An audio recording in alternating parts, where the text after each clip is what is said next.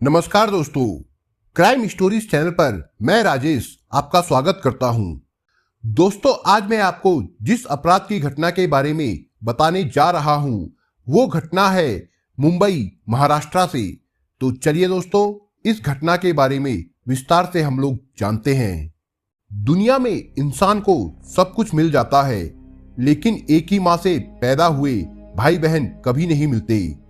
भाई बहन का प्यार दुनिया के लिए एक मिसाल है, लेकिन आज की इस रंग बदलती दुनिया में मुंबई के रहने वाले दो भाइयों रविंदर वेलकर और मोहनदास वेलकर ने अपनी सगी बहन सुनीता वेलकर को 20 सालों तक एक अंधेरी कोठरी में कैद करके रखा। बिना किसी कसूर के उसने उस कोठरी में जो जिंदगी गुजारी, उसे जानकर हर किसी का मन द्रवित हो उठेगा। 11 जुलाई 2017 की बात है। हमेशा की तरह उस दिन भी सवीना मार्टिस अपनी संस्था के ऑफिस में समय से पहुंच गई थी। वह अपने कंप्यूटर पर आए ईमेल मैसेज चेक करने लगी। मैसेज को पढ़ते पढ़ते उनकी नजर एक निवेदन पर आकर रुक गई। वो निवेदन बहुत ही गंभीर और अत्यंत मार्मिक था। किसी अजनबी व्यक्ति द्वारा भेजे गए उस मैसेज को पढ़कर सवीना मार्टिस सन्न रह गई। उन्हें उस संदेश पर विश्वास नहीं हो रहा था कि ऐसे भी लोग हैं जो इंसान और इंसानियत के नाम पर कलंक है। सवीना मार्टिस गोवा के पणजी शहर की एक जानी मानी समाज सेवी संस्था की अध्यक्ष है। उनकी संस्था नारी उत्पीड़न रोकने का काम करती है। ऑनलाइन भेजे गए उस मार्मिक संदेश में उस व्यक्ति ने लिखा था कि पणजी बांदोली गांव सुपरमार्केट के आगे एक बंगले के पीछे बनी कोठरी में सुनीता वेलकर नामक महिला कई सालों से कैद है।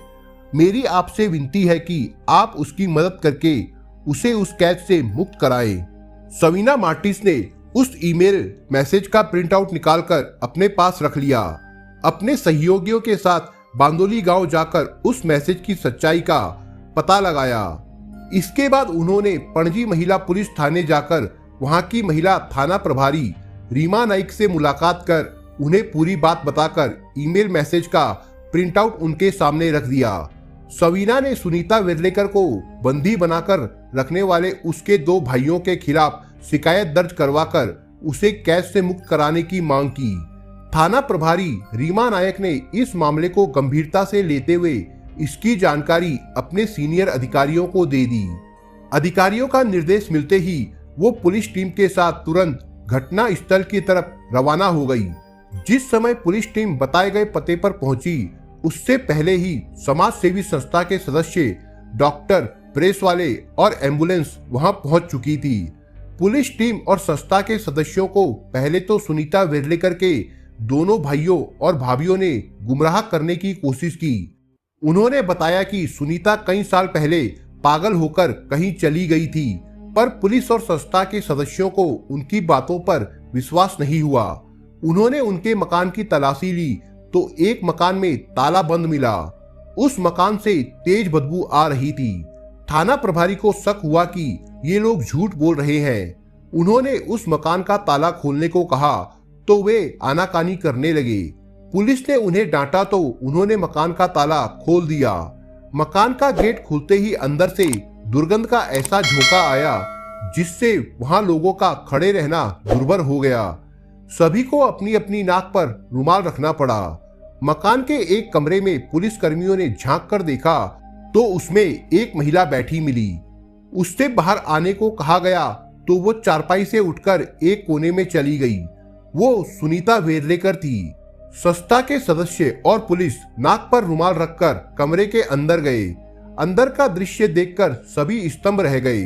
कमरे के एक कोने में डरी सहमी सुनीता दोनों हाथों से अपना चेहरा छिपाए बैठी थी। उसके बदन पर कपड़े भी नाम मात्र के थे। यही वजह थी कि शर्म की वजह से वो बाहर आने को तैयार नहीं थी।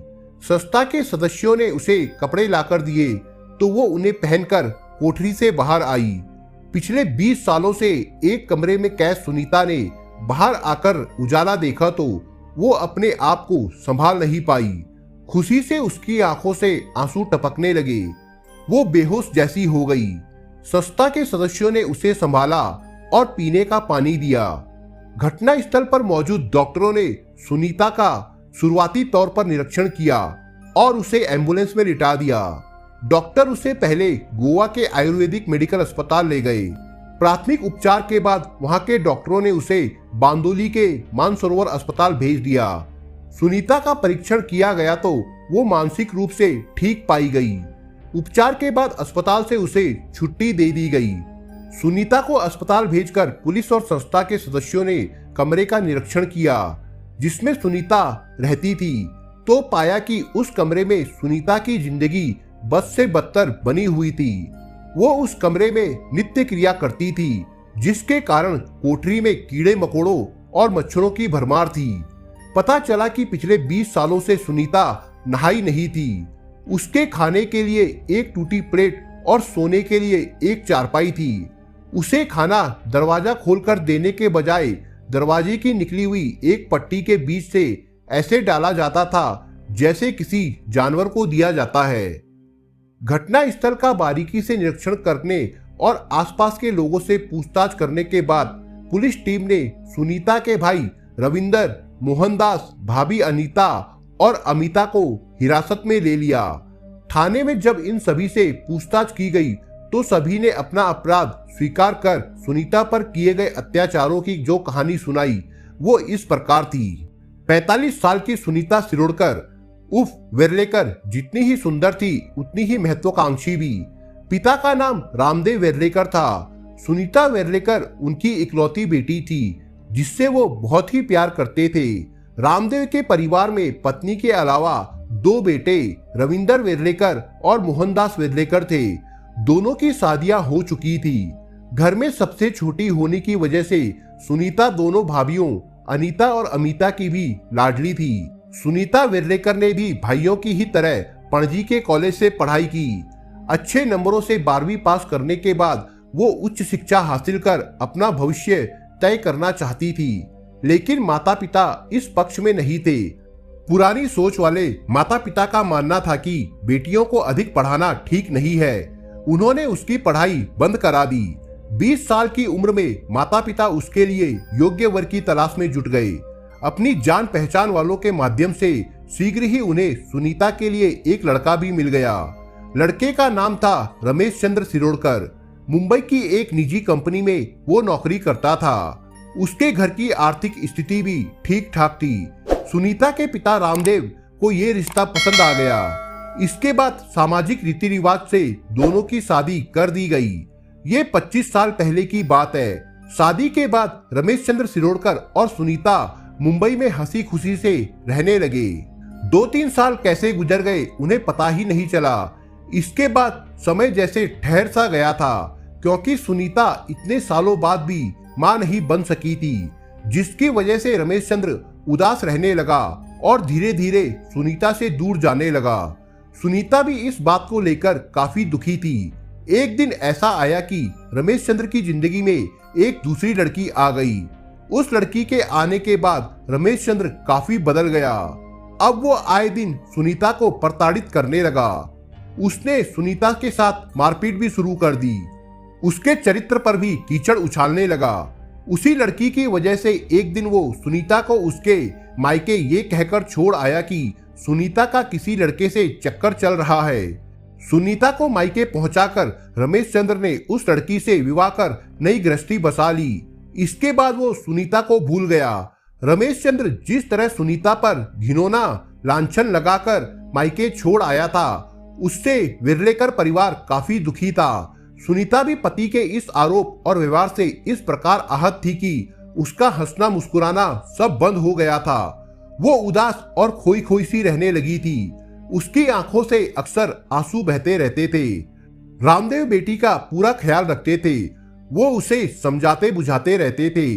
पिता भी अपनी लाडली बेटी का दुख अधिक दिनों तक सहन नहीं कर सके और एक दिन बेटी के दर्द को सीने से लगाकर हमेशा हमेशा के लिए ये संसार छोड़ गए।